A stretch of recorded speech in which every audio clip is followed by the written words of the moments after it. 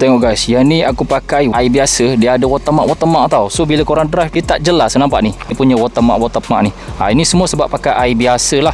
Korang kena pakai windshield tablet cleaner. Yang ni dia ada air sabun khas untuk cermin kereta, so dia tak akan ada watermark. Dalam bentuk tablet. Tapi bila korang masuk dalam air dia akan jadi larut lah.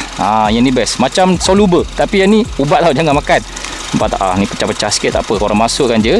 Bila larut kan, dia akan jadi biru macam ni. Ni korang boleh ready letak dalam korang punya tangki windshield lah. Sebenarnya korang boleh isi terus je tablet dalam tangki ni. Tapi korang kena penuhkan benda ni dengan air lah. Tapi aku saja nak tunjuk macam mana dia larut dalam botol. Nampak tak? Ini aku masukkan semua sekali. Ini hasil bila korang gunakan windshield cleaner punya tablet tu. Masukkan dalam dia punya tank tu. Nampak ni hasil dia, result dia. Watermark semua hilang. Nampak tak? Terus clear geng. Ini guys, pakai yang ni murah dan jimat je.